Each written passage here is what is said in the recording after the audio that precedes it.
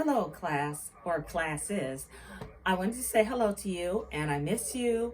And I have another book here for you. It's called Cinderella Bigfoot. And it's written by Mike Thaler and illustrated by Jared Lee. I don't know if you've ever heard about it or seen this book before, but it's about a girl named Cinderella who has really big feet and they are so getting in her way. So I'm going to start reading it. And it's really colorful. It's got a lot of nice illustrations, so you should really enjoy it. Okay, and it used to be my kids' book, so there are a couple extra illustrations in there, but not too many. So here's the first page, and as you can see, it's nicely illustrated with Cinderella Bigfoot's portrait face picture. And so I'm going to read the first page and I'm going to show you the page first so you can see it really good. Okay. And I'm going to start reading. Once upon a time, about 8:30 in the land of make-believe, there lived a girl named Cinderella. And I'll show you the page one more time. Now, there were a lot of funny-looking people in the land of make-believe, but Cinderella was the funniest. Her most outstanding feature was her big feet. When she stood up, she looked like a seaplane.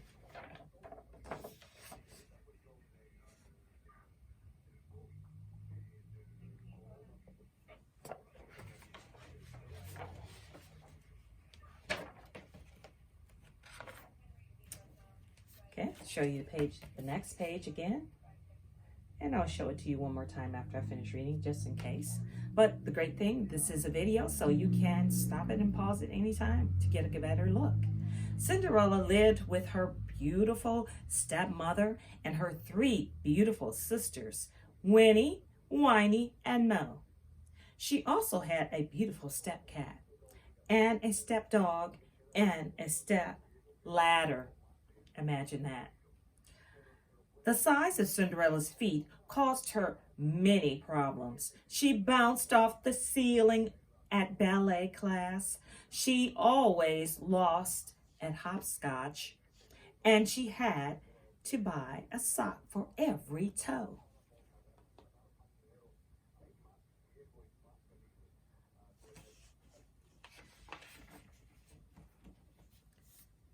However, the worst problem for everyone else was that when Cinderella's bunions bothered her, and now bunions are the little ugly looking things that get on old people's feet, not young people's feet. Young people rarely have bunions, but if you wear your shoes too tight, you can develop those, and these are like big old knots on people's feet. You might have noticed some of your older relatives with those kind of unsightly, they don't look quite like your feet and you don't know what's going on with them. Well, those are the bunions on their feet probably. So Cinderella's bunions were bothering her. She'd take off her shoes when they bothered her and she'd leave them around town. The giant, smelly shoes would block up doorways, stop traffic, and take up 4 parking spaces at the mall. So, when the king and queen of the land of make-believe gave a dance party, they naturally did not invite Cinderella. What about Cinderella? The king said. No, it would just not be safe.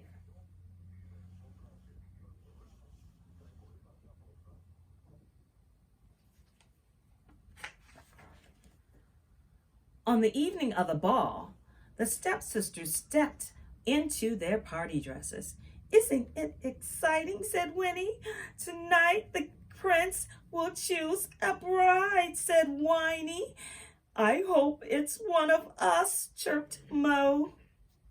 But Cinderella wasn't much interested. She was just trying to remember where she had left her other sneaker, her zapato. Soon it was time to leave for the ball. Goodbye, tweeted Cinderella's stepmother. Goodbye, chattered Weenie Whiny. And Mo, and Cinderella's there looking with a flashlight trying to discover where she left her sneaker.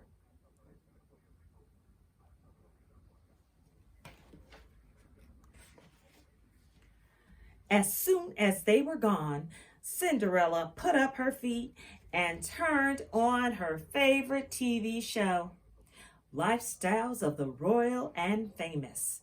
Suddenly, a cow wearing a blonde wig and a pink tutu appeared on top of the TV. "Would you please move your tail?" asked Cinderella. "You're blocking the screen." And "I'm Elsie, your dearie godmother," replied the cow, "and I'm here to send you to the ball." "I wasn't invited," said Cinderella.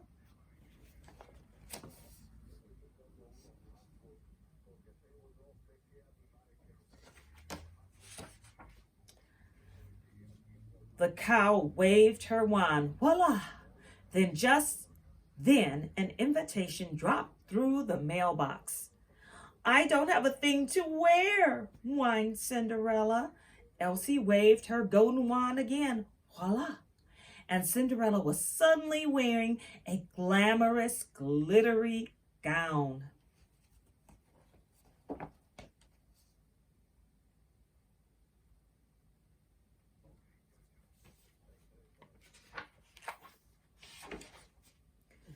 "I can't find my other sneakers," sniveled Cinderella. The cow twirled her wand on Cinderella's feet, sparkling and causing two sparkling glass sneakers to appear. "Wow!" And then the dairy godmother has to try to scramble to get out of the way before she gets crushed by those beautiful, sparkling, huge sneakers. "I don't have a carriage," moaned Cinderella. "Take the bus," said dairy godmother, and she handed Cinderella some change, some dinero. "Thank you, dairy godmother." And Cinderella, she turned to leave.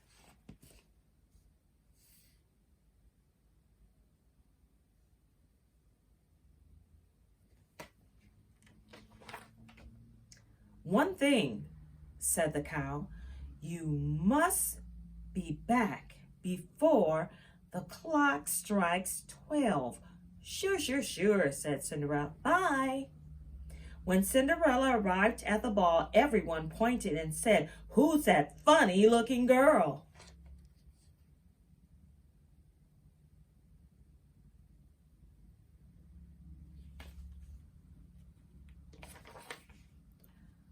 Prince Smotherhead, who was quite funny looking himself, raised his head from the punch bowl and sputtered, "Who's that doll? Wanna dance?" Let's trip the light fantastic, big boy," said Cinderella, twirling.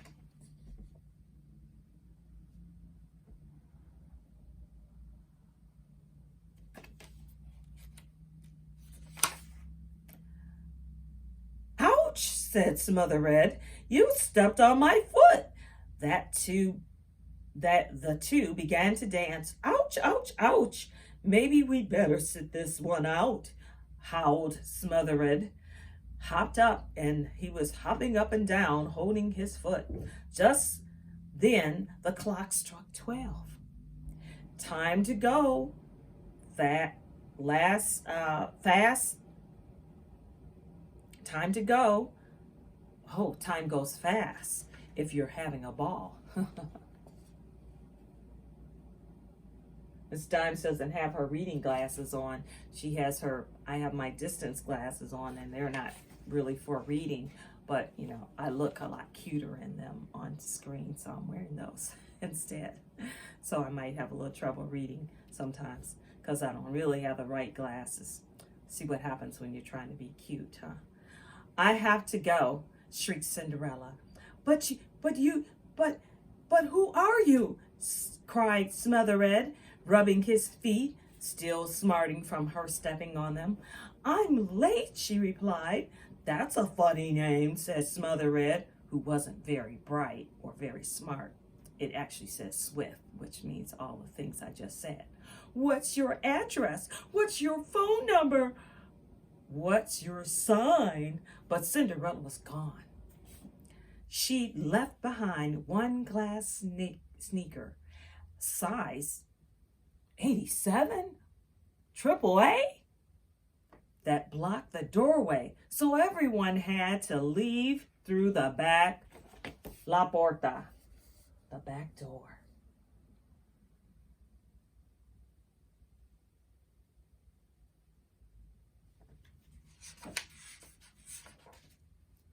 I'm going to find that girl, vowed Smothered, using a tow truck to haul the sneaker to every maid in the kingdom. Each girl would put on one foot, then two, then both hands, trying to fit that sneaker.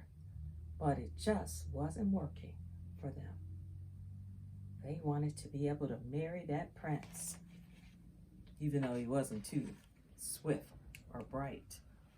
Finally, Smothered arrived at Cinderella's house. Weenie sat in the sneaker. It fits, she shrieked. He said, next. When Whiny and Mo stood in the sneaker together, they screamed, it fits. And then he said, next, and sighed. So, he was starting to feel a little discouraged. But he keeps on searching anyway.